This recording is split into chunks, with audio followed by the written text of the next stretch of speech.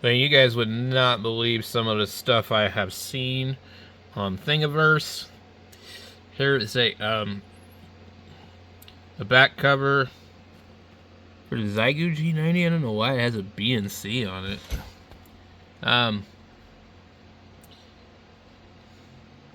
Tons and tons of stuff. All these radio holders, but Ballon boxes.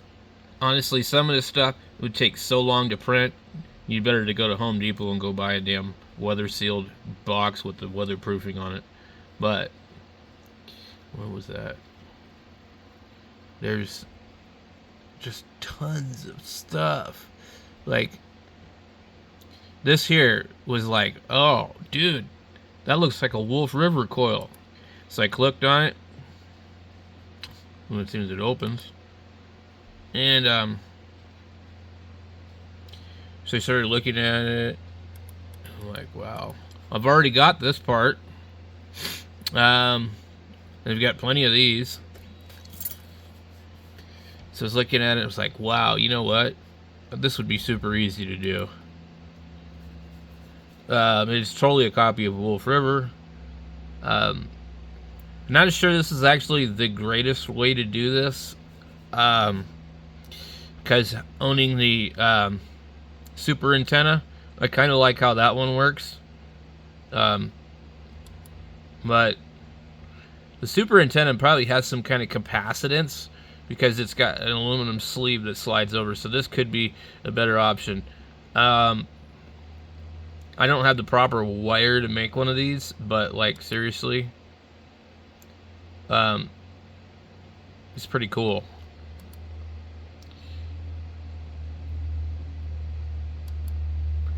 So you print that part.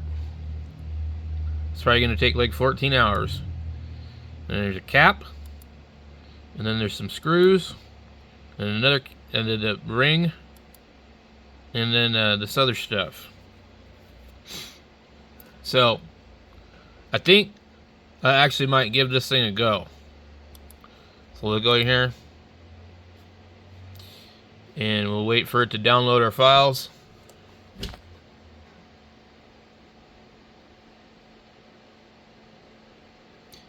Let's see.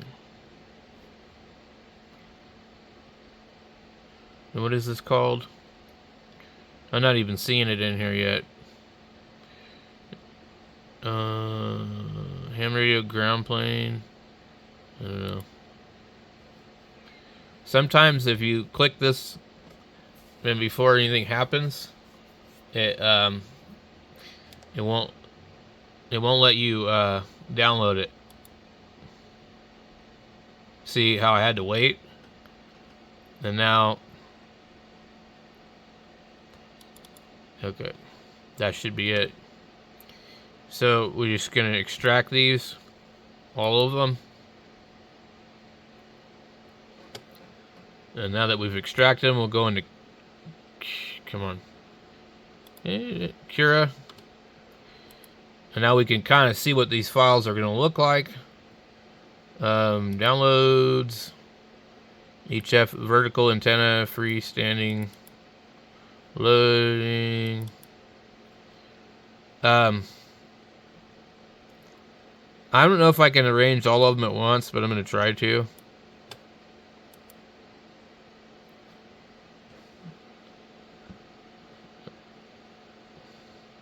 So I guess there's more than one file as far as the stuff goes. Okay, we got to click on these and we have to move them. Where's the move thing? There should be a thing.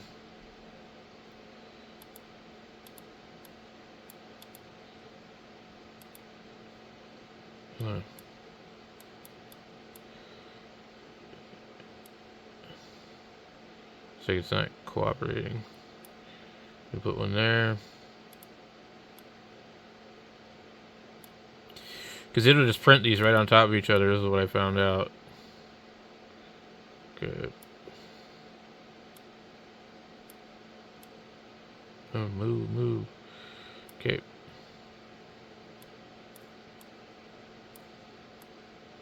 Come on, move.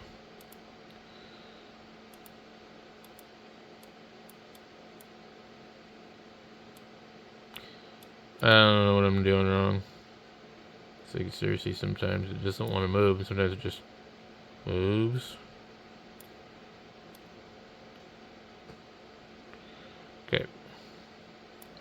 So, this one here, we would not be using PLA. We would be using generic PETG. It didn't make the change. Maybe it did. Okay. Alright, and then we need to go in here and look and see what their notes were. Freestanding, manually adjusted loading coil form for amateur radio HF use. This would give maximum inductance of about 19 microhenries and is designed to interface with the standard 3/8 24 antenna stud hardwire mounts and whips. You will need to print the coil form, 2 end caps, 1 of the ring and for the shorting point, and 2 of the small set screws. 2 of the small set screws. Okay, so I'll have to go in there and grab another one of those. I recommend printing the end caps with 100% infill to make them solid. Otherwise, when you add the mounting hardware to them, you'll compress and weaken the plastic, leading to a broken coil down the line. Also, print the thumb screws with full infill just to make sure they make them more durable. See, you want to read this stuff. In addition to these printed parts, you'll need the following for mounting the whip on the top: 1 3/4 long bolt, 3/8 24 bolt with washer, lock washer, and long coupling nut. These parts can be as a set for using a CB antenna, such as this. Remove the plastic insulator ring parts. Then they give you an Amazon link to it. For mounting the bottom coil to standard stud, second parts of above, except consider going with a slightly longer 3/8 24 bolt and use a standard lower profile nut. 1 millimeter diameter stainless steel uncoated wire for wrapping the coil. Okay. You can find small spools of this at most hardware stores in the aisle that sells picture wall hanging hardware. A small 832 screw or bolt with washers and a matching acorn nut. These parts act as a shorting tap on the ring, and the acorn nut rounded tip will be touching the shorts to the coil inside that ring. About 10 inches of flexible coated wire as the shorting lead, a handful of ring terminals. Well, this is very nice. To begin, begin by drilling 3 smalls at the end of each molded coil form, blah, blah, blah. So, yeah, okay, let me see.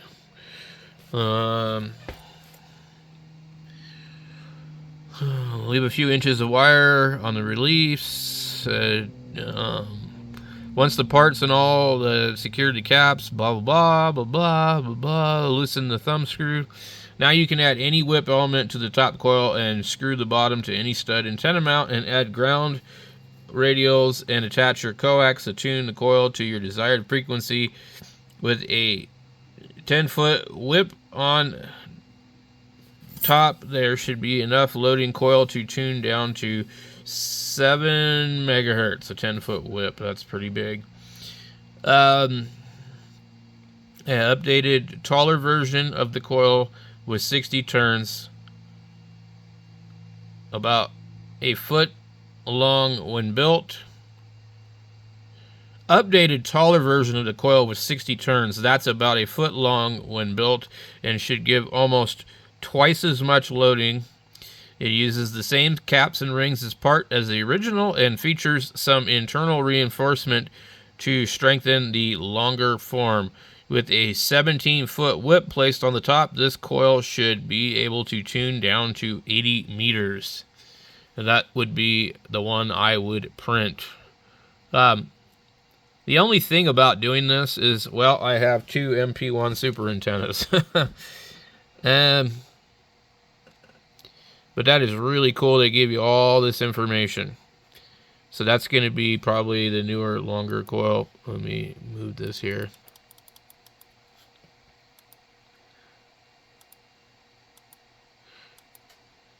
Yeah, that's the old coil. So we wouldn't need to print all these.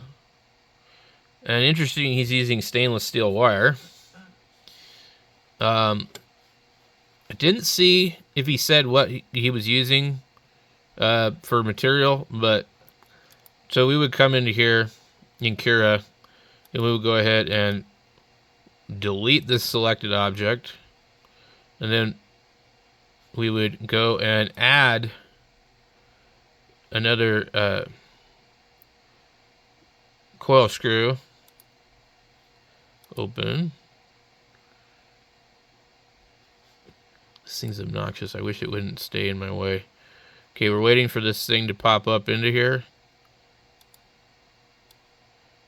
And yeah, it's right here. I'm like, where is this thing? Come on, move, move, move, move. I really can't get it to move, seriously. All right, there we go. Okay.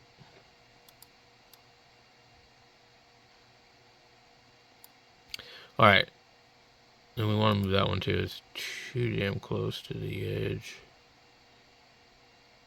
Okay. In fact, let's... We have a lot of room on this printer. It's not super small. Okay.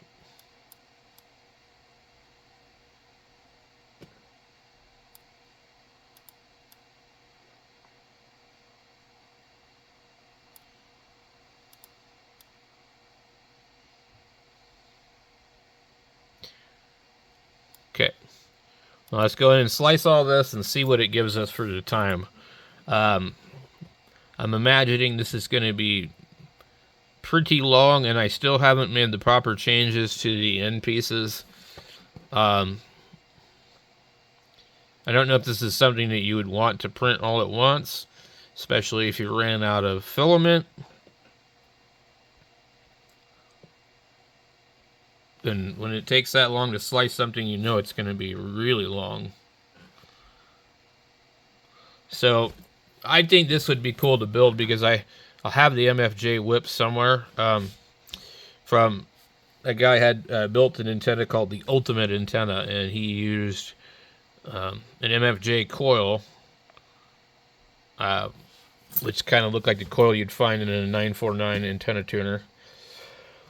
The only thing about these kind of antennas is, like, man, if you don't already have one, I think you're better off probably just an end fed 30-foot piece of wire, string it to a damn tree somewhere, and then bring it down to a picnic table bench, because if you had 30 feet of wire strung out horizontally versus something with massive coil on it and maybe 10 feet of whip on it, you're not going to do as good. So there's no way that this thing is going to do as good as even a lossy end fed or a random wire without a balun, and definitely not as good as a dipole. The problem is you have all this coil. It's just a matching unit, basically. 1 day and 2 hours to print this. So we will save this for another time. I definitely would not print them all at once. And this is not even with the proper amount of infill. So you need to do these. This is not... It doesn't... I don't know what it is when these models, they don't have... It always gives me this default infill here. So, at any rate, I'd love to try that out, but I just think, well, you know, that's going to be quite a bit of stuff, and I don't need it, but it would be neat to build, yes, for sure. So, I guess if I end up with a lot of time on my hands and nothing else to print, then I might do it. But right now, I got other stuff I'm doing. So anyway, we're going to browse around on here. If you guys have any ideas of stuff to print, or you're curious to, go to this Ultimaker Thingiverse website and just search whatever you want. And they are the same company that is that puts out Cura that you're using for slicing software, if that's what you're using. So thanks for watching, guys.